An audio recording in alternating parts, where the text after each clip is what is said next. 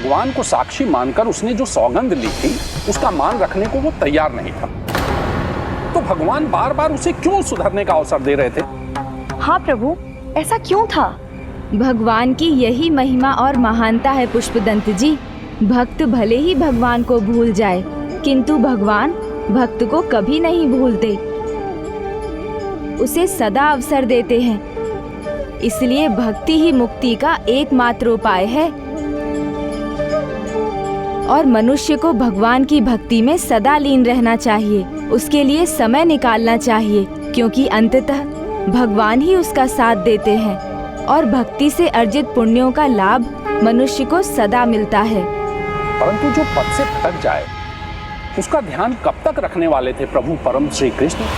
भगवान की कृपा दृष्टि तो उनके सभी भक्तों पर सदा बनी रहती है पुष्पदंत जी, किंतु जब मनुष्य के पुण्य चुक जाते हैं, वो अधर्म की सभी सीमाएं पार कर देता है और उसके पाप पुण्यों पर हावी हो जाते हैं, तब भगवान की कृपा उसे दंड से मिलने वाली सीख के रूप में मिलती है।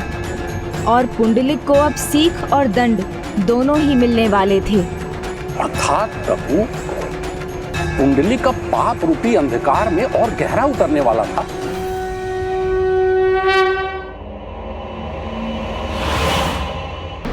रुकिए,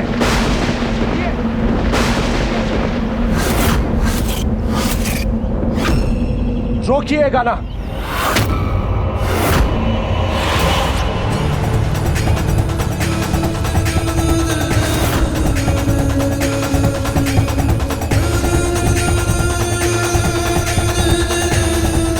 क्षमा कीजिएगा स्वामी जी, मेरे पुत्र को समझ में नहीं आ रहा है कि वो क्या कर रहा है। हाँ, मुझे समझ नहीं आता आप लोग चाहते क्या है। आपको भजन गाने से मना किया तो इन ढोंगी साधुओं को यहाँ पर बुला लिया। आप हमें शांति से रहने भी देंगे या नहीं? पुत्र, योगी जी के सामने ऐसे अपमानकारक वचन कहना उचित नहीं। कुछ कहने से पहले एक बार सोच तो लिया करो। पास आई।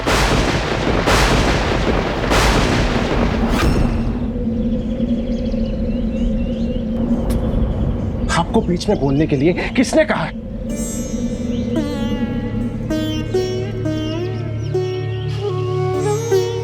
लगता है दुर्भाग्य के ऐसे चरम का चुनाव पुंडलिक ने कर ही लिया है, जहां से लौटना उसके लिए संभव नहीं है। क्या ऐसे ढोंगी के ऊपर आप अपना कोष रिक्त करने वाले हैं?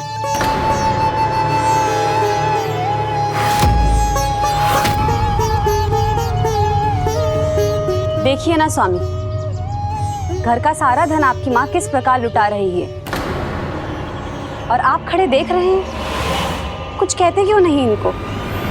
सारा धन आज ही दे डालिए, आज ही निर्णय हो जाए कि ढोंगी साधुओं को दे दीजिए हमारी सारी संपत्ति। जब घर के बड़े ही घर की धन संपदा पर सेंध लगा रहे हैं, उसे अपने दोनों हाथों से लुटा रहे हैं, तो फिर चोर लुटेरों से भय रखने का क्या अर्थ निकलता है?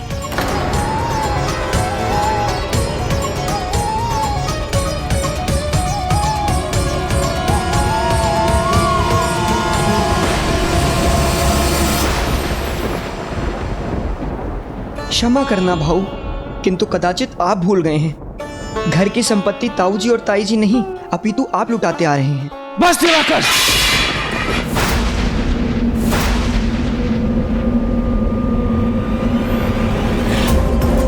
बस।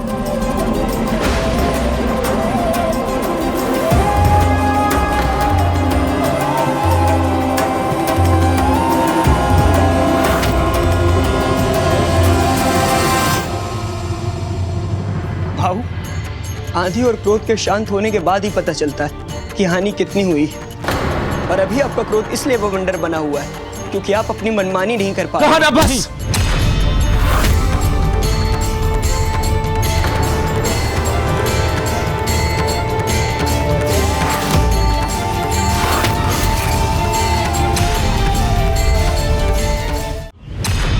कैसे पिता हैं आप? आपके पुत्र का अपमान हो रहा है, वो भी तब जब उसकी धर्म पत्नी, उसकी अर्धांगिनी उसके साथ है, और आप मूक दर्शक बनके इस बारी का साथ दे रहे हैं। इसको इतना ही अपना मान लिया है तो रहिए इसके साथ। जहां जाना है जाइए, यहाँ क्यों आया? जाइए, चले जाइए।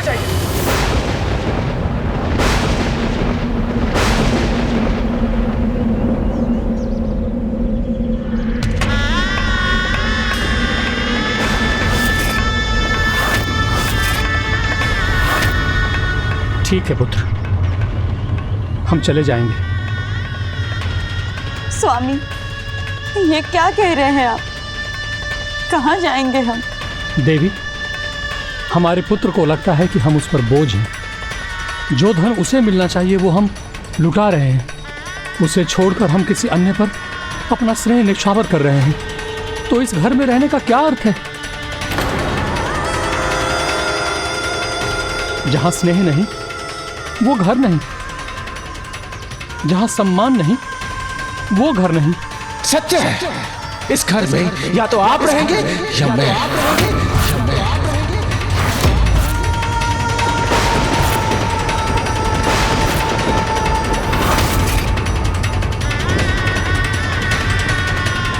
वो जो कहा है वो करके दिखाइए।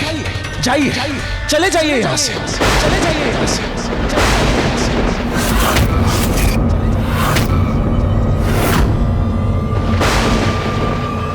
सावधान कुंडली, आज जिस माता पिता को ठोकर मार के तुम बाहर निकाल रहे हो, कल उसी माता पिता की सेवा करने के लिए दर दर की ठोकरें खाओगे।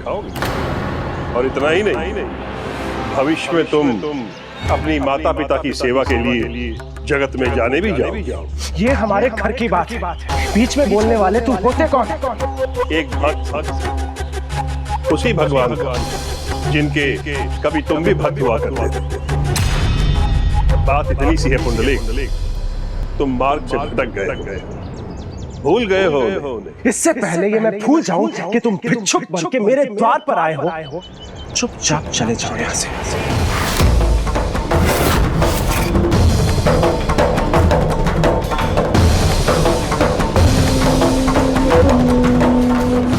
मैं फिर से कह रहा हूं पुंडलिक, जिस माता पिता को तुम आज बाहर निकाल रहे हो, कल उनकी सेवा करने के लिए तुम तड़पोगे। दर दर की ठोकरें खाओ, दर दर की ठोकरें खाओ।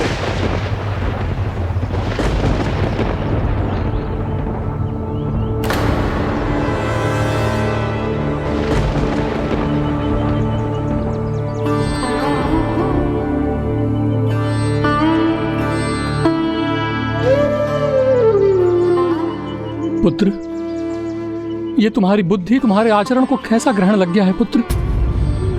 एक योगी को अपमानित कर पूरे घर को अपवित्र कर दिया। अपवित्र घर में नहीं रह सकते ना, तो जाइए, चले जाइए यहां से।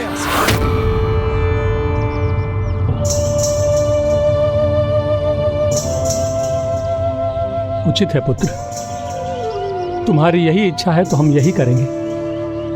अब तुम्हारे लिए कोई कठिनाई खड़ी नहीं करेंगे। आज ही हम कुटिया में चले जाएंगे।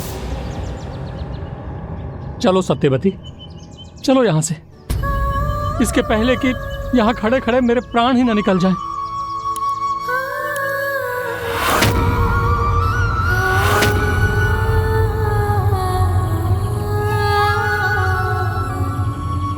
चलो अच्छा हुआ तीनों मालती और पुंडलिक के जीवन से बाहर तो निकले। अब पुत्री मालती का एक छत्र राज होगा इस घर पर।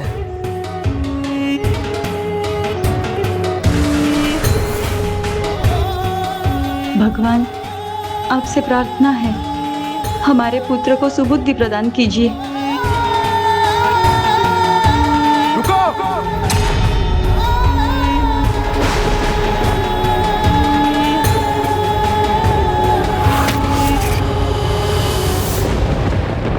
क्या हो गया? इतने शीघ्र मन पलट गया इसका? संभव है क्रोध कम हुआ है तो अपनी भूल समझ आई है इसे।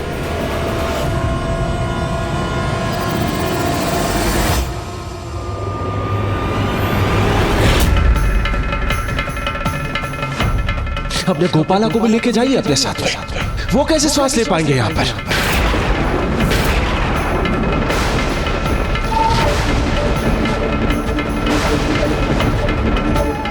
काम विकार के प्रभाव ने जैसे पुंडलिक को पूर्ण रूप से मति भ्रष्ट कर दिया था। भगवान ने उससे मुख नहीं मोड़ा, किंतु उसने स्वयं ही उनसे मुख मोड़ लिया था। विश्वास नहीं होता कि वही पुंडलिक जिसने बचपन में प्रभु की प्रतिमा के रूप में उनकी दया दृष्टि और साथ पाने के लिए इतना कष्ट सहा था। जब मनुष्य के मन में भक्ति और आस्था का वास होता है, तभी वो प्रभु के लिए कष्ट सहता है, और तब उसकी आस्था से पत्थर भी भगवान बन जाते हैं। किंतु अब तो पुंडलिक के मन में ना भक्ति थी, ना आस्था, ना ही प्रभु प्रेम। इसलिए प्रभु की मूरत उसके लिए बस वही थी, मात्र एक मूरत। भगवान का त्याग तो वो पहले ही कर चुका था। उन्हें साक्षी मानकर, उनकी झूठी सौगंध लेकर, तो जिन कर्मों का बीज उसने बोया था, अब उसका फल भुगतने का समय था।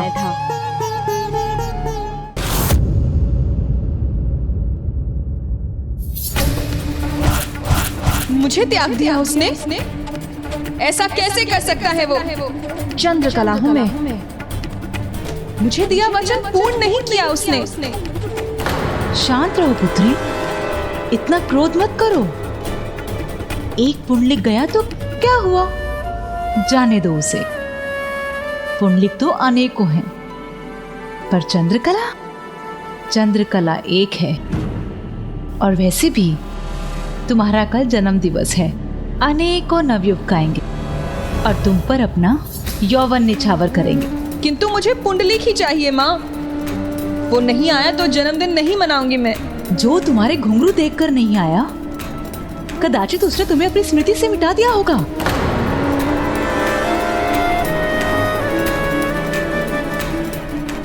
तो फिर उन्हीं घुंघरों की छनक से उसकी स्मृति को फिर से जगाना होगा माँ।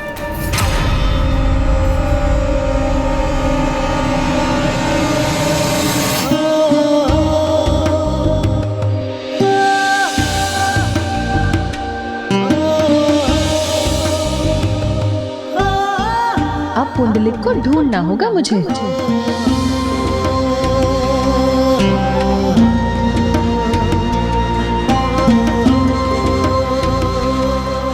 आपने मुझे ढूंढ कैसे लिया?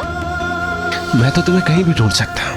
यदि तुम मेरे निकट हो तो तुम्हारी सुगंधी मुझे तुम्हारे होने का आभास करा देती है। यहाँ भी और यहाँ से जाने के बाद भी तुम्हारी ये सुगंधी तुम्हारी स्मृति बनके मेरे साथ रहती है।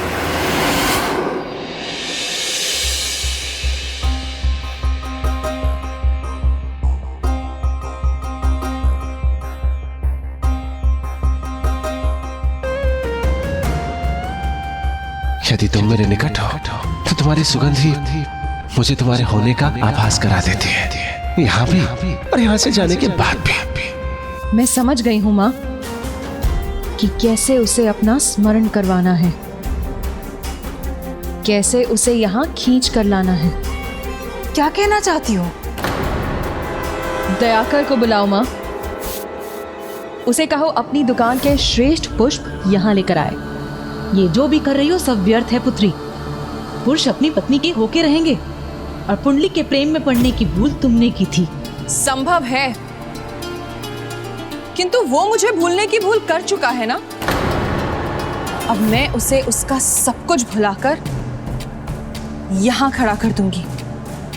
मेरे जन्मदिन के उत्सव के स्थान पर यहाँ शोक नहीं चाहती हूँ माँ, तो दयाकर को बुलाओ।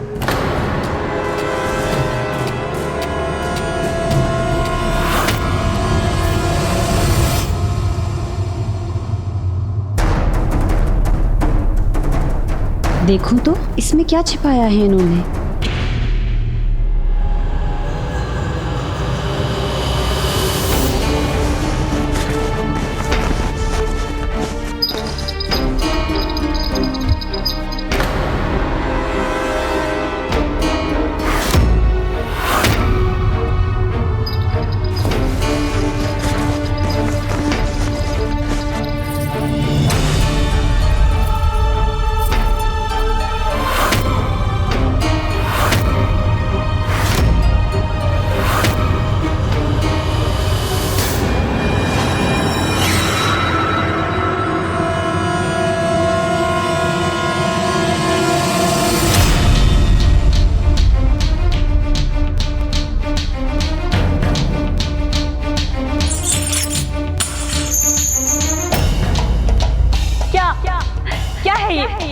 और ये आपके पास यहाँ क्या कर रहा है?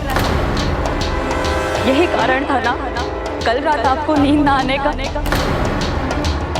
इसीलिए मुझे छोड़कर जाना चाहते थे आप यही चाहते हैं ना कि मैं भी मृग की भांति कस्तूरी ढूंढने के लिए पागल हो जाऊं। मालती, बस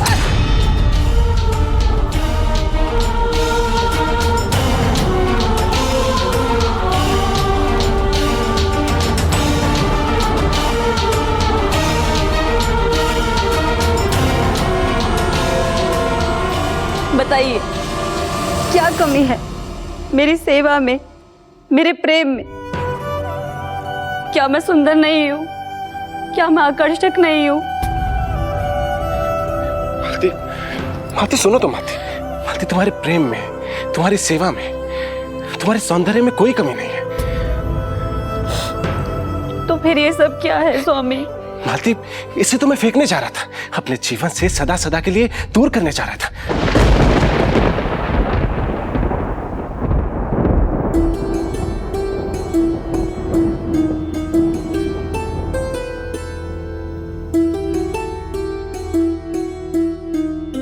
मालती, जिसकी पत्नी इतनी सुंदर, इतनी सुशील, इतनी सेवा भावी हो, वो भला कहीं कहीं और कैसे जा सकता है?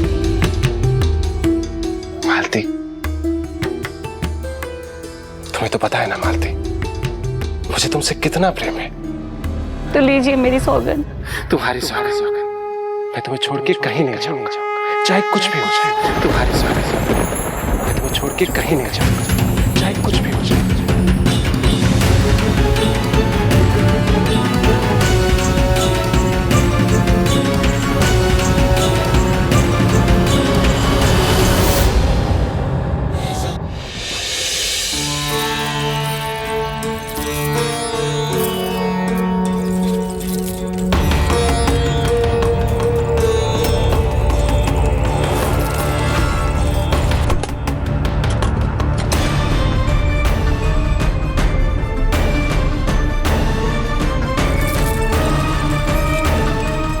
पुत्री, ये क्या कर रही हो?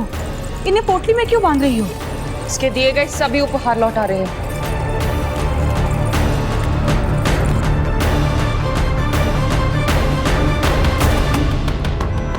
ये क्या करने जा रही हो?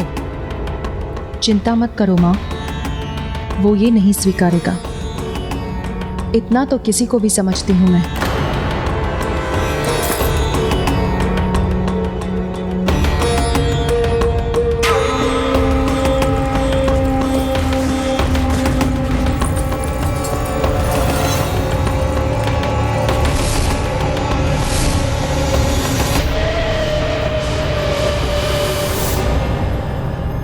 लो दयाकर,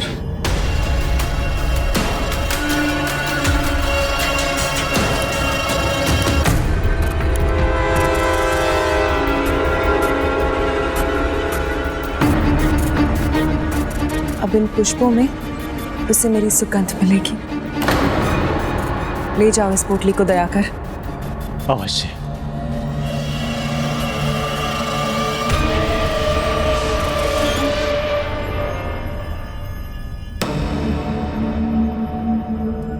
आपके पुत्र का अपमान हो रहा है, वो भी तब जब उसकी धर्म पत्नी, उसकी अर्धांगिनी उसके साथ है, और आप मूक दर्शक बनके इस बारी का साथ दे रहे हैं। इसको इतना ही अपना मान लिया तो रहिए इसके साथ, जहां जाना है जाइए। यहाँ क्यों आया? जाइए।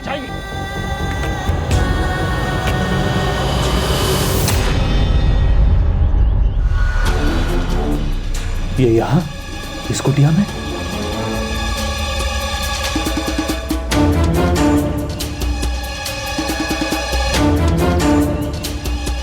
अब कोई बाधा नहीं, यही उचित अवसर है।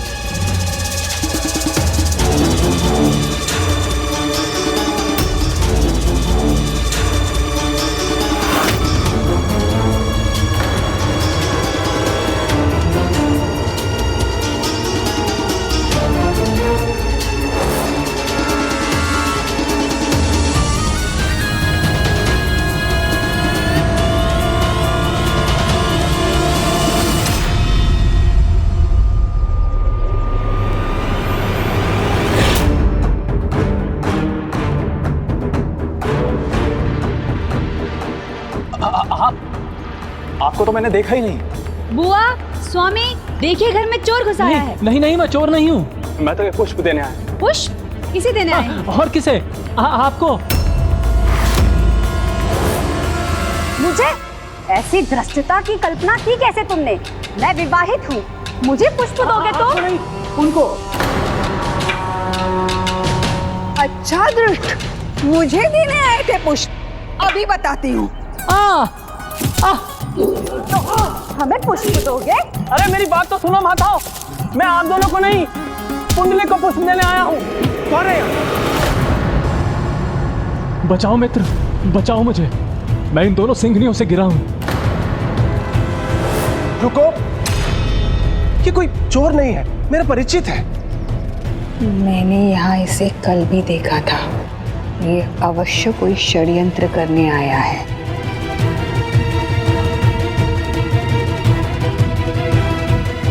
तो घुंघरू भी यही लेकर आया होगा। इधर आओ, ये यहाँ क्यों लौट कर आए तुम? बताता हूँ, तनिक श्वास तो लेने दो। थोड़ा धीरे बोलो। तुम वहाँ आए नहीं तो मुझे चंद्रकला ने भेजा है यहाँ, और ये कहने को कहा है कि ये पुष्प मेरे पुंडलिक के हाथों में देना और उनसे कहना कि वो जब तक यहाँ नहीं आएंगे उनकी चंद्रकला भोजन का एक निवाला भी ग्रहण नहीं करेगी, और जन्मदिन भी तभी मनाएगी जब उन्हें यहाँ पाएंगी। और ये भी कहा है कि उनके नहीं आने पर मेरे रंगालय में जन्मदिन का उत्सव नहीं, अपितु मेरी मृत्यु का शोक बनेगा।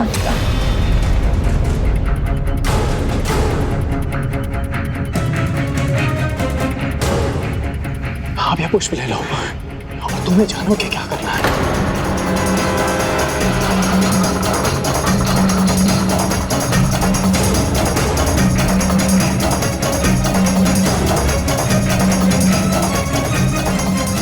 चंद्रकला की सुगंध से ही उसकी उपस्थिति का आभास हो रहा है मुझे।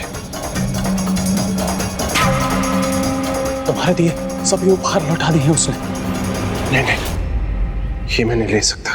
अपने उपहार ले नहीं सकते, तुम वहां आ नहीं सकते, अपनी पत्नी से इतने भयभीत हो क्या?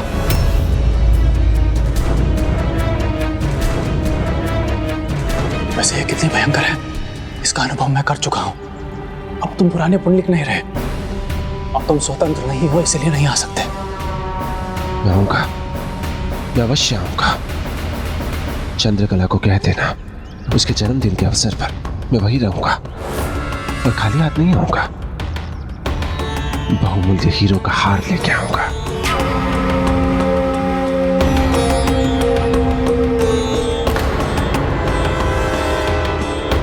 ले जाओ अपने पुष्प। मुझे इनकी कोई आवश्यकता नहीं।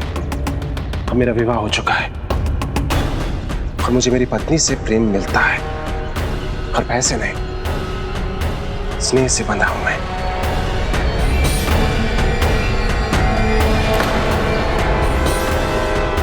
अब यहाँ से जाते हो या फिर? हाँ, जाता हूँ। दंड उठाने की आवश्यकता नहीं है। हुआ?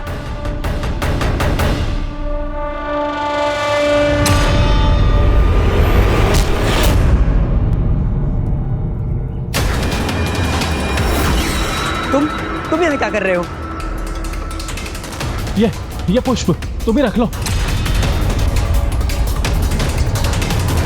फिर यहाँ दिखाई दिए ना, तो मुझसे बुरा कोई नहीं होगा।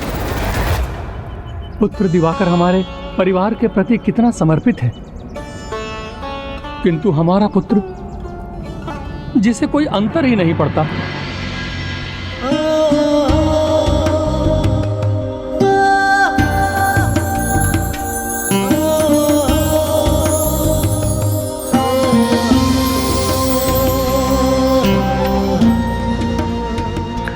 अच्छा हुआ जो मैं इसे समय पर घर के बाहर से उठा लाया, अन्यथा मैं इसे खो देता।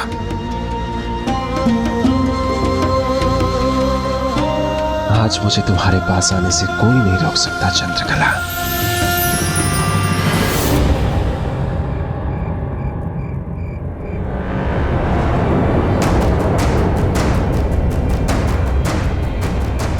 कहीं आज भी वो अपने कहे से ना मुकर जाए।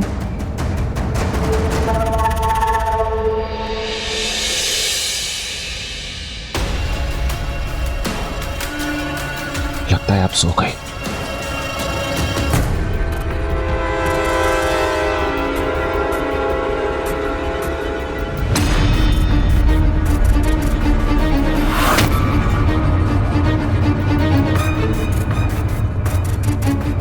अपनी पत्नी से इतने भयभीत हो गया। मैं समझ गया।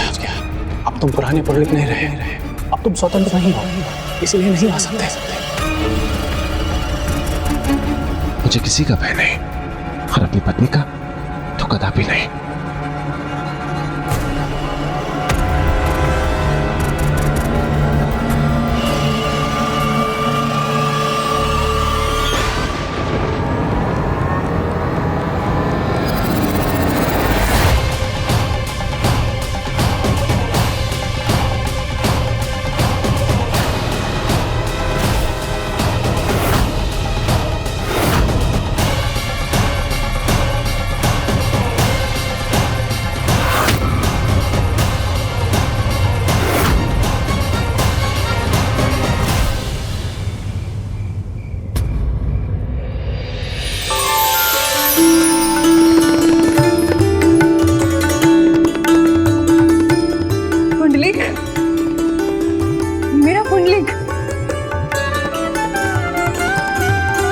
देखा माँ, मैंने कहा था ना, चंद्रकला कहेगी तो पुंडलिक टाल नहीं पाएगा। वो अवश्य आएगा।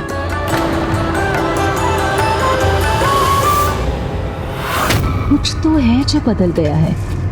पहले चंद्रकला आतुर होकर पुंडलिक से मिलने को दौड़ती थी, तो उसका स्वागत करती थी, किंतु आज उसमें ठहराव है, जैसे कुछ विशेष आशा है उसके मन में।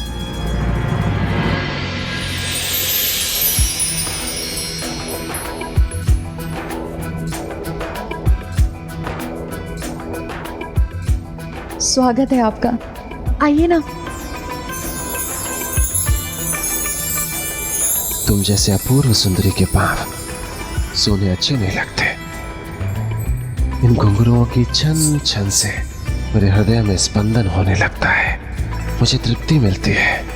इन्हें कभी स्वयं से दूर मत होने देना मेरी चंद्रकला। नहीं करूंगी, किंतु आप भी अपनी चंद्रकला को अपने से दूर कभी मत करना। आइए ना, आइए।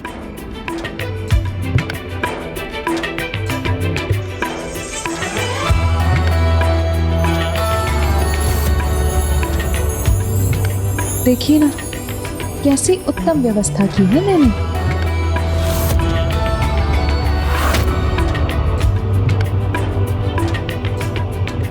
ये पूरन पोली, नारियल वड़ी, श्रीखंड, पीरा और भाकरी सब आप ही के लिए तो बनाया है। लगता है तुम्हारे जन्मदिवस पर अनेक अतिथि आने वाले हैं। नहीं, जब आप मेरे सामने हो तो मुझे और कुछ नहीं सूझता। मैं तो बस अपना जन्मदिन आपके साथ मनाना चाहती हूँ।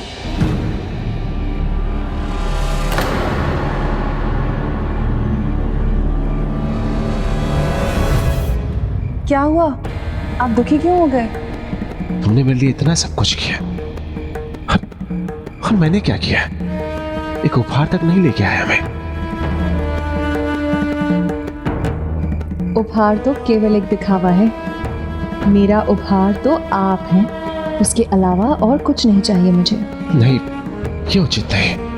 मैंने तुम्हें वचन दिया था कि तुम्हारे जन्म दिवस पर मैं तुम्हारे लिए उपहार लेके आऊंगा, वो तो मुझे तुम्हें देना ही होगा।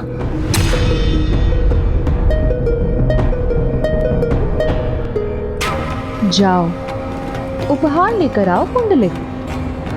अब एक बार तुम मेरे चंगुल में फंस तो जाओ, फिर तो तुम्हारी सारी संपत्ति मेरी होगी।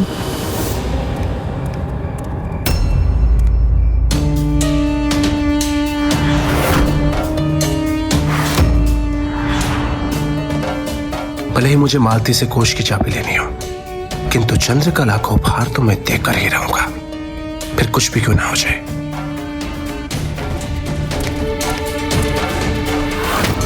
तो क्या वो अपने ही घर में चोरी करने जा रहा था? वो जो करने जा रहा था वो चोरी से भी अधिक बुरा था।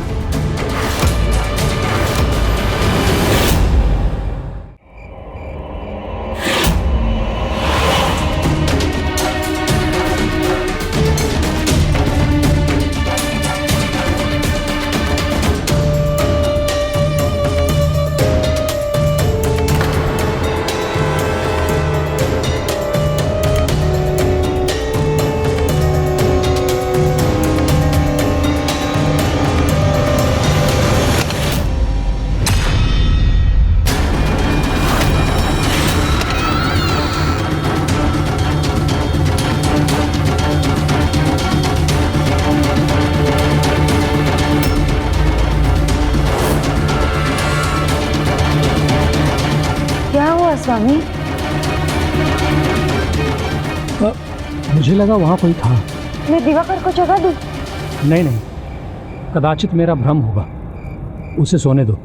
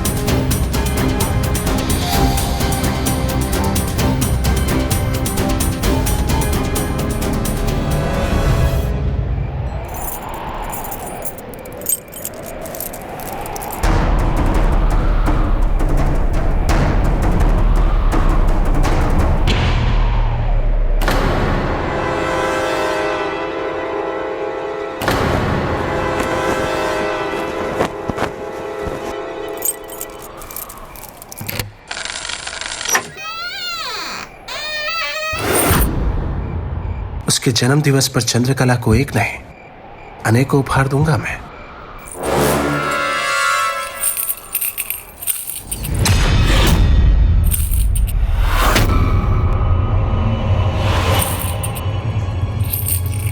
लगता है कोई है वहां, मुझे देखना चाहिए।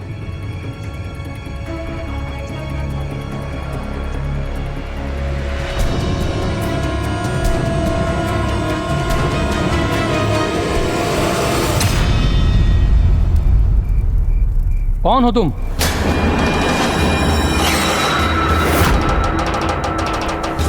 बताते क्यों नहीं? कौन हो तुम? बोलो।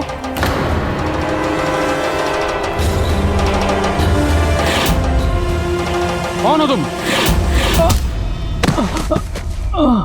चोर! चोर! मैं तुम्हें शरण नहीं दूंगी।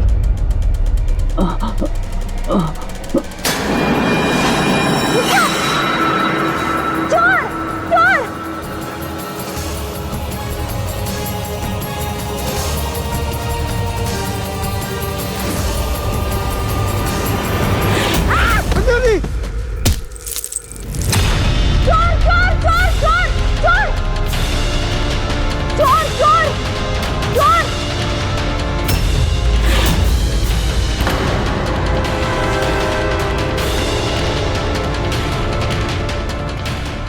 पुंडलिक।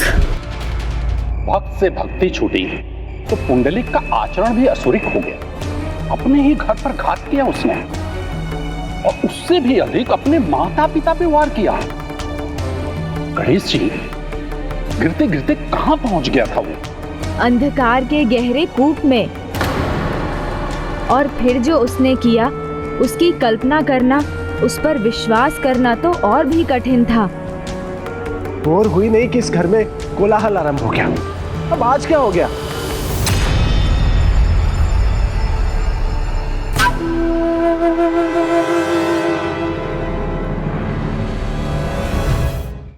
मूर्त बनकर ऐसे खड़ी मत रहिए, कुछ कहिए ना। क्या हुआ है यहाँ? कौन था?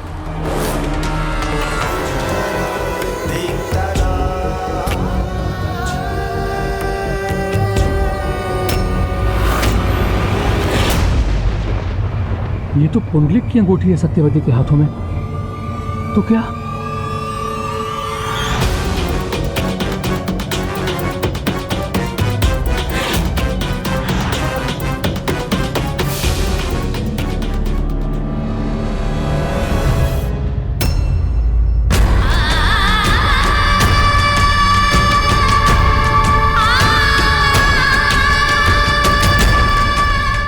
पुत्र की ओर देखकर सहायता की आशा मत कीजिए, अपने भीतर झांकिए। बाहर से भजन कीर्तन का इतना ढंग और अंदर से मन इतना काला। बस भाभी,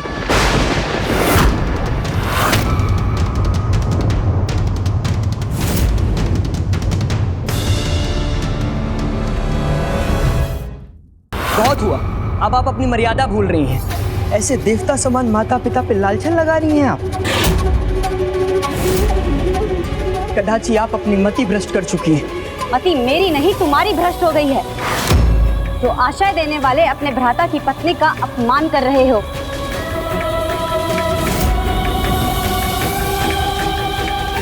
देख रहे हैं स्वामी?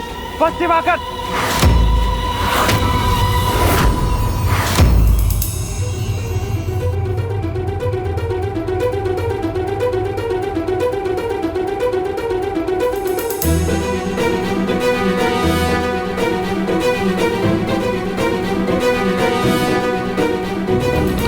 वाह भाऊ वाह, अपने माता पिता का अपमान सह गए आप। और जब मैंने भाभी को कुछ टोक दिया तो आपका रक्त उबल गया, जबकि आपकी शिराओं में दौड़ने वाला रक्त यही है।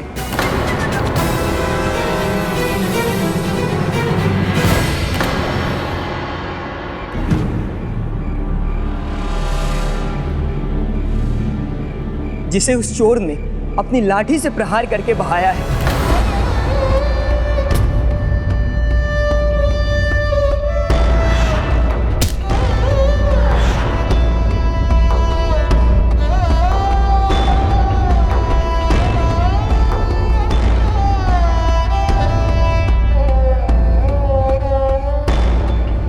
लज्जा नहीं आई उस चोर को एक वृद्ध पे हाथ उठाते हुए?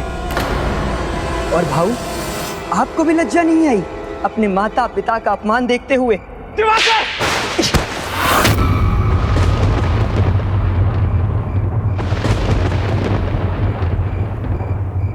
उठो दिवाकर।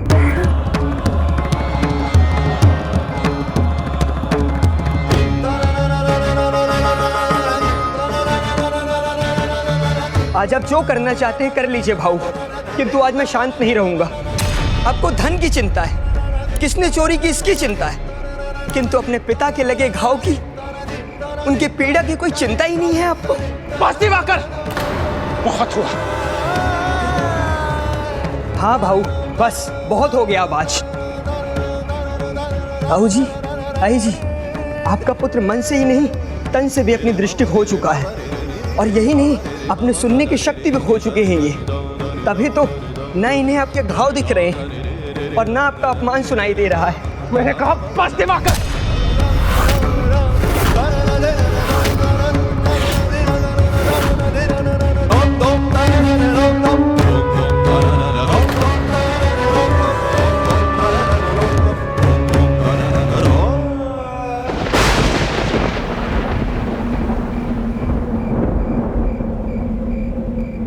नहीं पुत्र, क्रोध सदा हानि करता है, और वो क्रोध जो अपनों को आहत करे वो तो विनाशकारी होता है। यहां सभी को यही विश्वास है कि मैंने चोरी की है तो ठीक है। जो सबको लगता है वही होगा।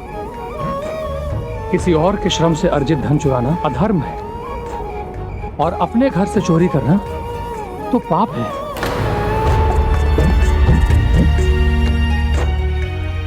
और जो भी ऐसा पाप करता है वो बेघर हो जाता है।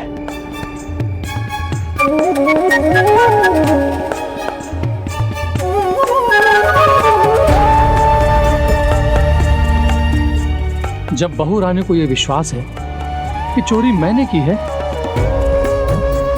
तो यहां रहने का कोई औचित्य नहीं। आज ये घर छोड़कर, गांव छोड़कर वन में चला जाऊंगा।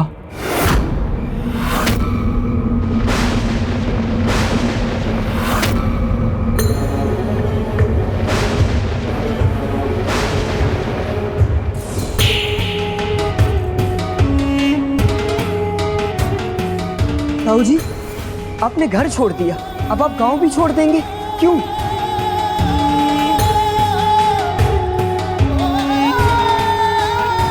मैं भी आपके साथ चलूंगी स्वामी। वाह, बड़े बगुला भगत बन रहे हैं आप, ताकि गांव वाले हमें धिक्कारे कि अपने वृद्ध सास ससुर को हमें घर से निकाल दिया। तो बस आपको इसी बात की चिंता है कि गांव वाले क्या कहेंगे? कोई कुछ नहीं कहेगा तुम्हें, कोई नहीं धिक्कारेगा तुम्हें। कोई पूछे तो कह देना हम काशी तीर्थ यात्रा पर चले गए, हम भी यही कहेंगे। फिर ना ही कोई तुम पर और ना पुंडलिक पर उंगली उठाएगा।